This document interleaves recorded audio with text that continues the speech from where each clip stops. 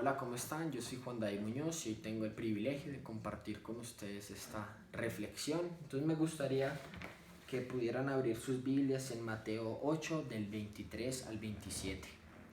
Y entrando él en la barca, sus discípulos le siguieron. Y he aquí que se levantó en el mar una tempestad tan grande que las olas cubrían la barca, pero él dormía. Y vinieron sus discípulos y le despertaron diciendo: Señor, sálvanos que perecemos. Él les dijo: ¿por qué teméis, hombres de poca fe?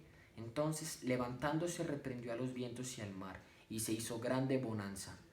Y los hombres se maravillaron diciendo: ¿qué hombre es este, que aun los vientos y el mar le obedecen? He estado pensando mucho en la situación que vivimos hoy como sociedad y podemos ver que el miedo, la incertidumbre, el pánico, la duda es lo que sobreabunda en esta época de crisis. Y yo lo asocio mucho con este pasaje bíblico. En versículos anteriores Jesús le promete y le da la orden a sus discípulos de que iban a cruzar al otro lado del lago. Él les está garantizando de que no hay nada que pueda impedir de que ellos lleguen a su rumbo. Y como ya vimos, en ese trayecto llega una tormenta y los discípulos empiezan a tener miedo, empiezan a perder su fe, empiezan a tener pánico y empiezan a gritar: ¿dónde está Jesús? Jesús, nos estamos muriendo, Jesús, nos estamos hundiendo. Empiezan a angustiarse y al parecer se olvidan de la promesa que Jesús les había hecho.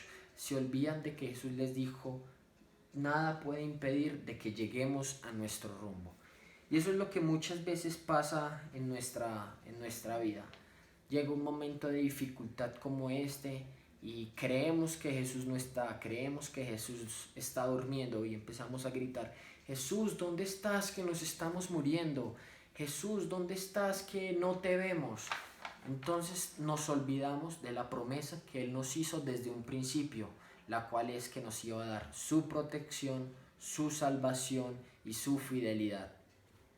Y en el segundo punto es el llamado de atención que Jesús le hace a sus discípulos. Después de que ellos estuvieran con dudas, con pánico, Jesús se levanta y les dice: hombres de poca fe, ¿cuál es el miedo? ¿Acaso se olvidaron de la promesa que yo les hice? ¿Acaso se olvidaron que yo les aseguré de que íbamos a llegar a nuestro rumbo? Entonces Jesús nos está diciendo hoy lo mismo.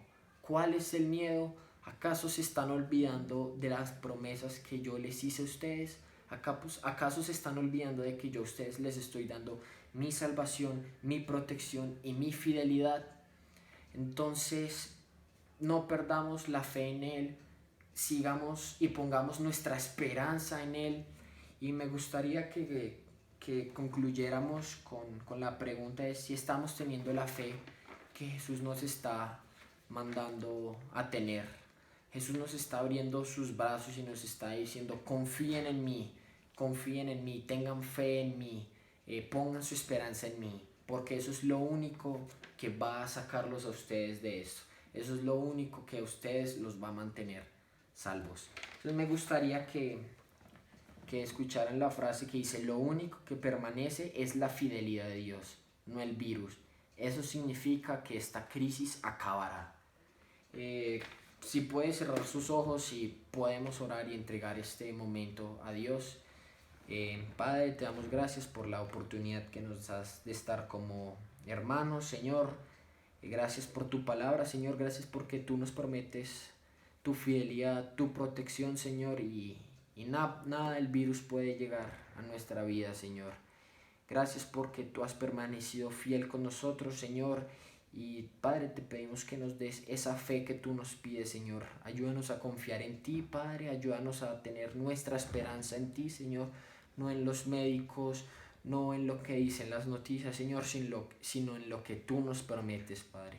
Te pido por Colombia, Señor, por aquellas personas que están infectadas, Señor.